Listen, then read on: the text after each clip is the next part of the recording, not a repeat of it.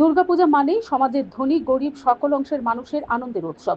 আর এই উৎসবকে সামনে রেখে প্রতিবারের নেই এবারও ১০ মজলিশপুর বিধানসভা এলাকার গরিব মা বোনদের হাতে শাড়ি কাপড় তুলে দিচ্ছেন এলাকার বিধায়ক তথা রাজ্যের পরিবহন ও পর্যটন দপ্তরের মন্ত্রী সুশান্ত চৌধুরী। বৃহস্পতিবার তিনি মজলিশপুর বিধানসভার সচিন্দ্রনগর ও পূর্ব বরজলা পঞ্চায়েতের বুথ নং ৪৭, ৪৮, ৪৯, ৫১, ৫২ ও ৫৩ এর মধ্যে প্রায় ১,৫০০ শাড়ি কাপড় বিতরণ করেন।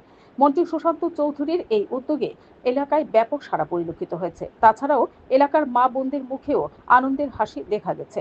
এক সাক্ষাৎকারে মন্ত্রী সুশান্ত চৌধুরী বলেন, পুজোর সময় যাতে এলাকার প্রত্যেক মা বোনেরা নতুন শাড়ি কাপড় পরতে পারেন সেই উদ্দেশ্যেই তিনি এই কর্মসূচি পালন করে চলছেন।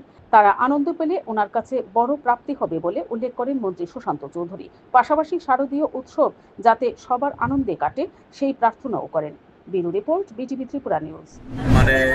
প্রত্যেকের উৎসব, ধনী দরিদ্র মধ্যবিত্ত প্রত্যেকেই চায় দুর্গাপূজার কদিন তাদের পরিবার পরিজনকে নিয়ে আনন্দ উৎসবে মেতে ওঠার।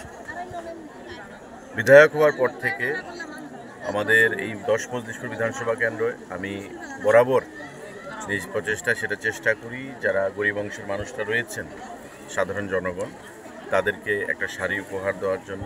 এবং মাঝখানে কোভিডের ১ বছর বাদ দিলে প্রতি বছরই আমরা এই শারদীয় উৎসবে এলাকার সাধারণ জনগণের মধ্যে, গরিব অংশের মানুষের মধ্যে, দুস্থদের মধ্যে আমরা এই শাড়ি প্রদান করে আসছি এবং আগামী দিনেও সেটা আমাদের অব্যাহত থাকবে।